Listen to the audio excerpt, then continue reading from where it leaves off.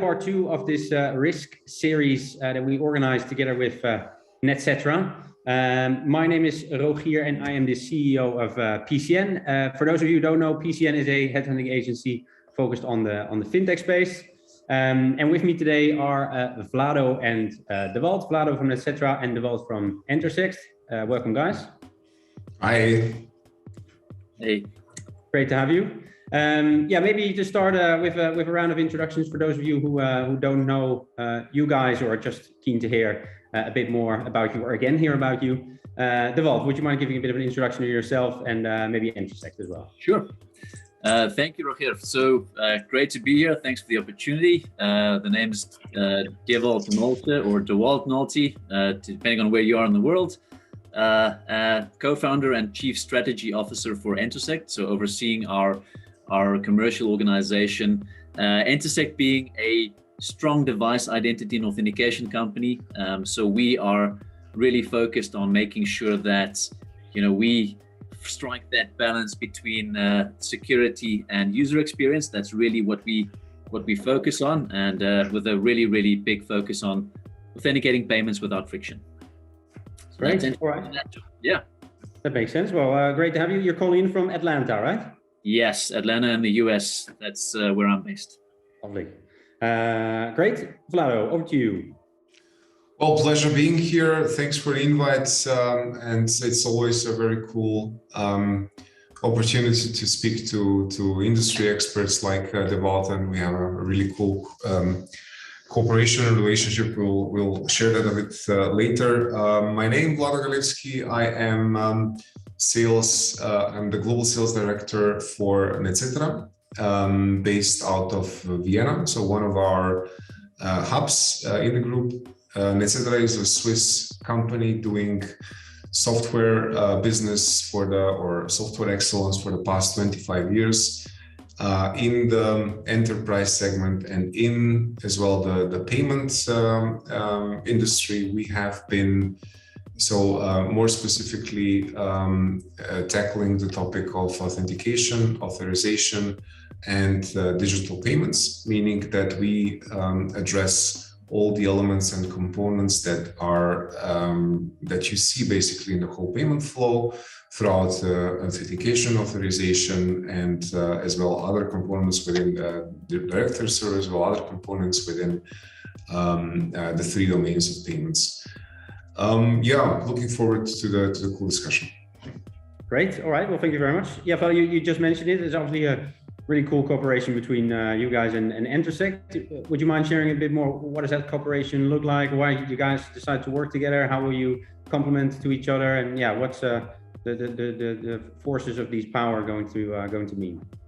Absolutely. No, I think Entersekt is one of our oldest and most trusted partners, and the cooperation began as usual corporations begin in the tech world with let's say, utilizing the different product components between the two companies in order to bring more value to the end customer. But then again, we saw that there is an opportunity to do even more business together, meaning that we went into the direction of actually reselling, referring each other's business. So we are currently doing that in a lot of regions around the world, and we are planning to do even more in the future in some additional territories like the US and LATAM. We believe that Entersekt is one of the companies and let's say an anchor point which brings a lot of value in the payment industry, in the payment world. Not only with their absolute kind of expertise for the topics, but as well with their the way of doing things. So we are really happy with this cooperation. We're looking forward as well doing more with it. Right. All right. Okay. So it's not just the services and the products they offer, but definitely also the ways of work that you feel are very much in line with the way that you at Netcetera approach the business. Yes. Great. Dewald, do you feel the same? Yeah, no, look, I think it's been a great partnership, as Vlado mentioned. It started, I think, in 2015. We kind of joined forces, right? So it's been It's been going for quite some time, and it's you know, our services has really been complementary, right? We've got expertise. We've found it in the industry, right? If you want to win, you know, you have to be focused on what you do well, and so in that case, we really focus on what we do well, right? In this, as I mentioned earlier, we are really experts in strong device identity authentication. So that's a core capability that we have, and that, of course, in the e-commerce space and in the payment space. Netcetera being a very strong provider of services in the payment space, right? Ranging from digital payments products to e-commerce, ACS, you know, on both the acquiring and the issuing side. And so our authentication device identity solutions plugged into that very well, right? And so it complements each other very well in that way. And we're always looking for that 1 + 1 = 3 partnerships. And we really believe that, and have seen that this is one of those. And so it's been a great run with Netcetera. And as Vlado mentioned, as we run together, we're really finding more places to work together. And certainly the US and Latin at the moment seem to be areas where we're seeing a lot of opportunity and recent successes. Great. Well, let's talk a bit more about I guess those opportunities across the globe, but definitely also specifically in US and in LATAM. Yeah, in episode 1 of the Risk series, we talked about the payment trends in 2021. And I'm curious to hear what the payment trends you see coming in 2022. I mean, in 2021, what we discussed on the first episode was that hybrid retail experiences were very much becoming the norm. Of course, back then, it sounds so long ago. I wish it was. In the middle of the corona, so there was a lot of buy online and then pick up in the store kind of situations. There was also consumers continuing to favor the card not present transactions over the card present transactions, because most of it was obviously done online. So that was really interesting. But maybe Dewald, from your perspective, you look at 2022, what's some of the payment trends that you are seeing at the moment or see coming up? Yeah, no, thanks. I think, look, it's a really interesting time at the moment, right? I think there are so many changes kind of happening. Sometimes it's a bit difficult to see the big picture. But what we're definitely seeing as a big trend at the moment, you know, I always try to see the overarching kind of theme, and a theme that we are kind of seeing in all the regions, and in the US, LATAM specifically, definitely being one that's very prevalent, is the theme of payments modernization, right? So where you're kind of upgrading your payments rails from some of the more legacy rails into more modern rails, right? There's so many new payment methods and alternative payment methods kind of coming into the space. And in order to be able to do that, you really have to have modern payment rails that actually enable that. And so you're seeing a big global really shift towards that, as your digital consumers and digital services are really exploding. You need the payment rails to really support that. And so what you're seeing is things like, you know, real-time payments, right? That's faster payments initiatives around the world. You know, that's, you can look at most countries, there's some initiative either that has been done or is planned, or they're busy doing it, right? Upgrading their payment rails for real-time payments. That's something that we're seeing that kind of happens. And as you look at your real-time payment rails that enables you to really kind of move money, you know, at real time or near real time, that's a really key capability to kind of get digital payments and enable that. And at the same time, where that's typically more focused on your you know, account-based payments, your real-time payment rails, you're also seeing your e-commerce rails that have to be upgraded, right? And of course, with digital payments being such a big new trend, things like moving from, you know, 3D Secure 1 to 3D Secure 2, EMD 3D Secure, being upgrading those e-commerce rails, right? There are a lot of those initiatives kind of happening. So you typically see 3 trends running in parallel. The first one being a faster payments initiative to upgrade those payments rails for real-time or near real-time payments. A second one, an upgrade of the e-commerce payment rails to 3D Secure or EMB 3D Secure, so 3D Secure 2. And then the last one being open banking that then kind of leverages those rails to really open up the market. So you typically see those three trends running together. And if you look at the US market, certainly you'll see that all of them are very much alive and kicking and very topical at the moment. Yeah, is it because you guys do business across the globe? Is it more so or equally so in the US compared to Latin America or compared to Europe, for example? Or do you see different priorities being in different markets? I definitely say there, different markets are have different priorities. If I think Europe with PSD2 was quite a leading figure, when it comes to open banking and the framework for more secure, I guess, remote commerce, right? Which they've got a fantastic way of framing that, a good framework that's been used for that. But it's certainly put into place, and it certainly kicked off a global trend. And so if you look at open banking, if you look at those frameworks, certainly Europe is leading that effort, and the rest of the world is looking to that and learning from that. So if you look at some of the initiatives in Brazil at the moment, right, which is busy at the moment with their open banking rollout, right? There's a lot of movement in that space at the moment. You'll see that the models that are being used, for example, it's the same framework that was used for PSD2. It's very close to it, right? So definitely a different, I'd say, priorities or stages in terms of where the different regions are, with Europe kind of leading, and now the US and Brazil and the Latin markets kind of following. So Mexico, for example, also big initiatives there. So all these markets kind of following onto from those trends that kind of kicked off in the European region. Yeah, exactly. Yeah, it's interesting. Vlado, I'm curious to hear your thoughts as well on Americas and Latin, and maybe first because you guys are such specialists in the PSD2 field, also in Europe, right? If you look at, well, I guess this question can be split up in two. One, what kind of payment trends do you see evolving in 2022? And as part of that PSD2, is there a next step beyond PSD2 that you already see evolving as a payment trend this year?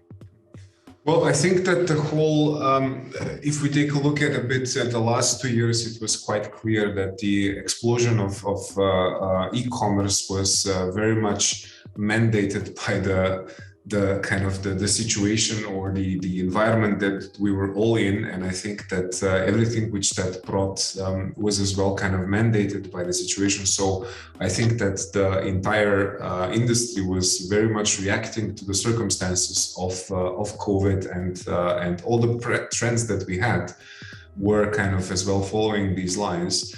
In regards of 2022, I think this is the first year where we will see a bit of normalization. So just to be very clear, I think that the increase or the push, the forced digitalization of the payments industry in general, which was made, is not going to go back. So that means that the increase in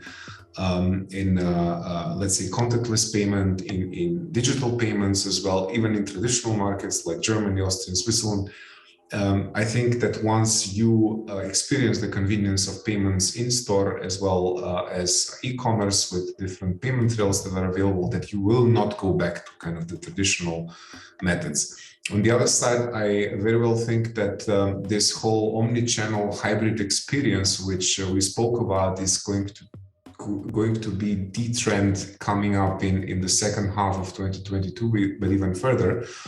And if we take a look at this, since kind of we are normalizing, or we are living in a more normal, or trying to live in a more normal world, I think that this is to be observed as well. And if you take a look at the global payment trends, where you see the most forefront of these omni-channel experiences is the US, right? So if you already have shops which are in a test phase, omni-channel ready, and where you see the lines between these between e-commerce and post payment are already blurred. So I really think that offering a unified payment experience, which is hidden under the boards and is not visible to the common user, is the way to go. Now, I fully agree with what Dewald said at the beginning in regards of 3DS. I don't think, PSD2 was a lever in Europe, but that doesn't mean that US or Asia or the other regions and markets are not 3DS markets. They are simply not driven by a regulatory lever which is called PSD2. But I can tell you that I've had many conversations with regulators coming out of even Russia and out of Southern America, and all of those conversations kind of ended up in the conclusion that a PSD2 type of regulation is as well needed or is kind of enforced on the market. So even if you take a look at, and I'm really fascinated by actually the introduction of 3DS2 as opposed to 3DS1, because it is, in my view, the single most transformative global solution that was brought to improve several things. So 3DS1 had one stupid, simple task. 3DS2 has a variety of other things that it's trying to improve, like decreasing of friction, bringing the whole standard to the mobile device and so on. So I think that we will see kind of a further improvement or a further deployment of 3DS2 in other markets as well. If we take a look at US and LATAM, it's very different, especially LATAM. The deployment of 3DS is quite advanced, but there the lever is not PSD2, there the lever is risk. And I think that this is kind of giving you a bit of different flair between the markets, but in general, it is pushing the further deployment and development of 3DS2, even in US and LATAM. Well, a lot of interesting stuff there. Thanks for that. There's a lot of trends that you are seeing. So let's maybe zoom in a bit on what you said about the LATAM. So you said the lever is there, is risk, is not PSD2. How is that different? What's the difference there? Because I think elements of PSD2 are also talking about risk, right? And then increasing the experience whilst minimizing risk. Or am I wrong? Well, I think that we have one of the very few knowledgeable people in this field here with us. So Dewald, if you want, you can take over this and give us your yeah. No, look, I think what's interesting and Vlado kind of called it out is that you've got different levers in the market, right? I think the European market was great in the sense that it had a regulator that could kind of mandate to bring the change that was required, and then on the back of that there was a lot of innovation that came from it. I think in the other markets it's typically market driven, right? And in LATAM it could be fraud related, right? So risk, there's a lot of fraud happening in that market on the e-commerce channel, right? And so being able to authenticate better and make better risk decisions is really, really crucial in those markets, right, where you do have a lot of fraud. And Vlado, you quickly mentioned that 3D Secure 1 was very limited in the ability to actually, share data, right, that actually enables you to make good risk decisioning. And so that's a very big improvement that something like 3D Secure 2 brings to the table. Now, you can really bring, and pass along a lot more contextual data on a transaction that enables you to do better risk decisioning and, as a result of that, stop more fraud. But at the same time, it also enables you to make sure that if there is a requirement, like it is a high risk transaction, that you can either stop it or you can challenge the user, right? Use something like multi-factor authentication to really challenge the user and say, hey, look, this transaction looks a bit strange. Is it really you, right? And I think that's something that the EMD3 Secure 2 infrastructure and protocol really also does well, as it enables you not only to send much more data, but it also enables you to support a lot more advanced and modern authentication technologies. And why that's so important is it really enables you to create a good user experience. Because what we have seen, and this is quite an important point, right?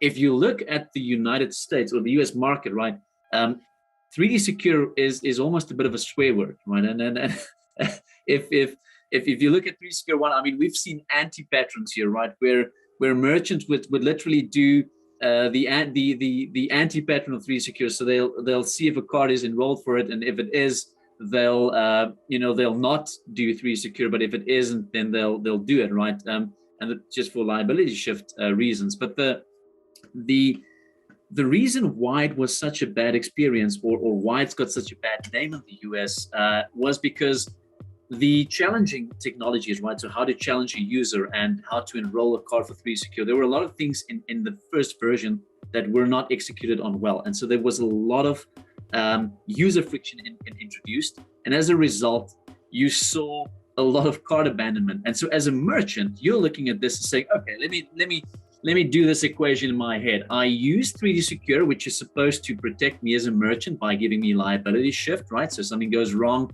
I'm protected, right? That's what 3D Secure allows for you. But at the same time, if I use 3D Secure, the checkout experience is so bad that I lose 50%, and I'm not making this up, sometimes more than 50% of transactions were abandoned because of the poor experience. And so you literally got to a point where the merchant just said, hey, look, there's less fraud than 50%, so it's better for me not to do it in a 3D Secure 1 space.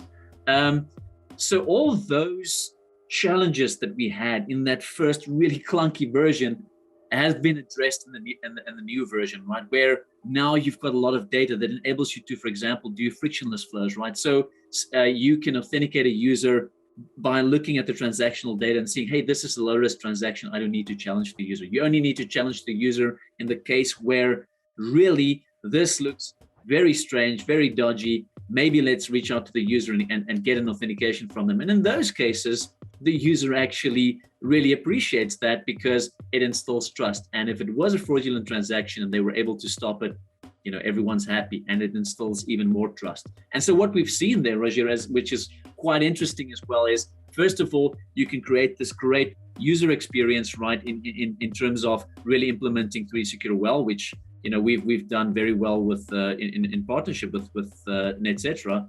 But at the same time, you can also you can improve that user experience, but you can enable more trust from the consumer. And so what we've seen is that typically when we deploy our solutions to clients, we not only see that the fraud goes down, so you see the success rates improve, so more transactions actually going through.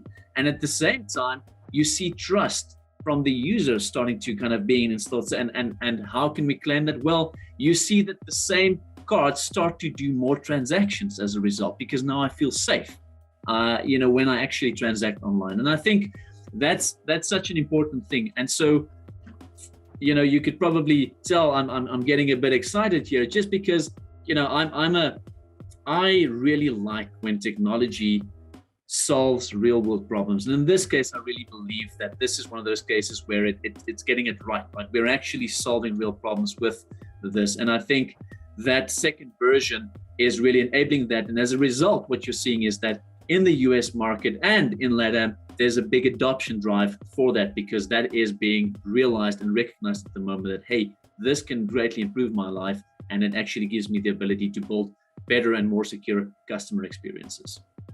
Interesting, especially that there's been basically a bad impression left from 3DS 1.0. Do you still see the impact of that in terms of modernizing the payment rails there or not? I do, and so as I mentioned earlier, I kind of alluded to that it's a bit of a swear word sometimes, right? And so what's interesting though is so 3D Secure 1, if 3D Secure 2 is what the new one is obviously called is EMV 3D Secure 2.1 or 2.x, right? There are a number of versions. But I think the addition of EMV to it, right? If you think about what 3D Secure is, if you've got a chip card in the US, right? You've got a chip, and that's how you pay, right? That's how you're being authenticated, right? So that EMV chip and signature here in the US, that authentication standard that kind of authorizes a card holder is how you do it in person. And for digital, it's EMV 3D Secure, right? That's actually the digital version of cardholder authentication, right? And so I think the moving away from maybe calling it 3D Secure 2 towards EMV 3D Secure was a masterstroke, in my opinion. And certainly when you do talk about that, it's almost like, it's maybe a bit better, right? But definitely there are the remnants in the market around, 3D Secure, that's a bad thing. And so as a result of that, we're having to invest a little bit in market education, because it certainly is, it's chalk and cheese when it comes to the two. Does it make your entry into the US any tougher or not? I'd say, look, it's both, right? It's there's opportunity, but at the same time, it's market education, and so it requires a bit more patience and you know, but definitely I think it does leave the opportunity, and for that reason we're quite excited about this market, and certainly that is something that I think will make it a big difference in this market. And over the next couple of years, I think there's going to be a big adoption curve for MD3 Secure in this market. Certainly seeing the signs of it. Interesting. Vlado, any other thoughts on that, or you totally agree? No, I can only confirm what Dewald already said. We are very much in touch with all domains, and the feedback that we are getting, yes, absolutely, 3DS1 is was not perfectly executed, far from it, especially from some markets. And if we take kind of the US market as an example, the usual way of this, how these conversations are taking place, is that the big e-commerce players are interested in deploying 3DS2 because they have European operations, and obviously they need to solve the PSD2 topic over there. And then due to the fact that they had bad experience with 3DS1, they are doing this kind of because they have to. However, when we go into deeper discussions in regards of the new protocol and in regards what or everything that this protocol can bring, not only in being compliant, but as well solving some fundamental conversion topics, like the friction that was created by 3DS1, or having a kind of a unified payment experience. They are more and more interested into deploying this into the home market as well, which as well is kind of helping this education of the market further and so on. And we are as well able to have a more easier conversation. I think what is really cool about EMV3DS is that it is really evolving with every new protocol, version. So we have 3DS2 solved a lot of fundamental issues that 3DS1 had, and actually added a lot more value than 3DS1. And then 3DS 2.1 was as well a very significant evolution over, it was not an incremental kind of change of the protocol. So what I'm really happy about, that it is a constant evolution, and which is bringing as well constant innovation in this payment, unified e-commerce payment experience. Well, you clearly both are very excited about this. This is good to hear. But if you look ahead, then is there opportunities for 3DS, or do you see developments going on, or are developments needed when it comes to kind of risk and fraud, or assessing and evaluating risk and fraud within the 3DS protocol, or anything else?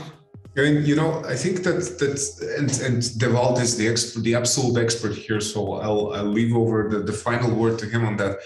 But I think that what we have seen in the past 5 years in regards of the risk engines is again not an incremental improvement of the smartness of the engines, but really a profound change and evolution of the risk engine per se, with deploying of capability of machine learning and AI as well, in actually evaluating and using multiple data sources, which is becoming even more easier when we have such a unified payment industry from all sides. So I think that is somewhere where this evolution is going to go, and it will be obviously speed up. And if you take a look at the risk providers today, we are at a point where we have 4, 5, 6 developed, correct me if I'm wrong, providers that actually offer liability coverage on the merchant side. So they are so convinced into the payment, into the risk engine that they have developed, that they say, hey, if something happens, we cover the costs on that. And I think that is a very, very important message when you are in this business. Yeah. Yeah, and certainly I think something to add to that, is you do have a very a big jump in terms of the capabilities of risk engines. But I think something that's interesting about kind of where the market's going is that there's also a bit of a different risk vector, right? In the sense that if you look at traditionally where e-commerce kind of happened and just how your transactions typically flow, right? You have with something like EMV3 Secure or your traditional 3 Secure, that is an instance where a merchant would effectively outsource, like delegate authentication of the cardholder's identity to the issuing bank, right? So that's kind of that's the standard flow that's kind of out there in the market. What's happening at the moment, just with the evolution and with digital channels and digital experiences kind of becoming more prevalent, is that your mega merchants, your big merchants, they want to be in a position where they control the user experience, right? Because they're saying, hey, look, we want consistent experiences. If every single issuer, for example, implements authentication in a different way, then the user experience might not necessarily be great. And so that model where a merchant effectively outsources or delegates the authentication of a cardholder to the issuer has some challenges in terms of, it's making it work well or in the traditional sense. So what's happened is that on the back of PSD2, for example, they also now have a new flow, which is called delegated authentication, right? And so in this case, for example, the merchant will pass proof of the fact that they have authenticated a user, to the issuing bank, for the issuing bank to then evaluate that and make a risk call on that and say, hey, okay, I trust your authentication of your user and I will not challenge the user itself. And so what's happening is you can see that risk vector there is changing, and the way that these risk engines have to evaluate data is changing.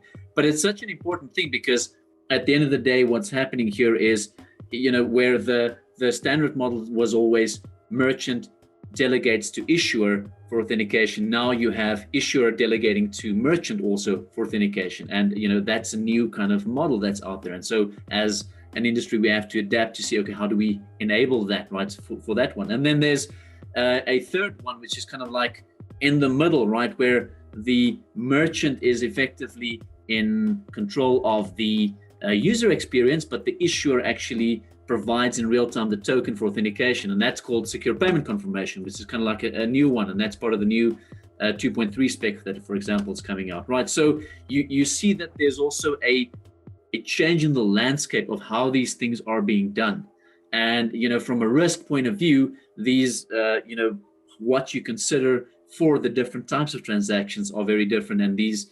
we have much more data, and as a result of that, you can see the two sides of the industries also kind of working much better together.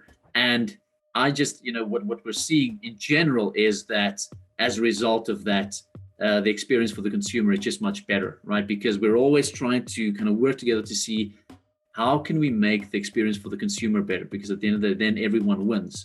And so I think that's a big trend also, kind of to just as a last word to kind of put out there, that there are these three kind of scenarios out there, and certainly risk in every single one of them plays a big part, and the engines really have or the products that are out there really have evolved to the point where we can really limit when users have to be challenged to something that's very, very the very low, and from that point of view creates a very good user experience and trust in the system. The consumer is most times at the center, basically, in all those instances. And that's important, right? If you get that right, if you put the client first, right, then you'll be successful. And I think that's something that we're very passionate about. So we really are working very hard always to see how can we make it better for the consumer. And so from that point of view, if you have the best experience, if you're in a digital channel and you have a digital product and your experience is the best, you will be successful. And the best experience in that space wins.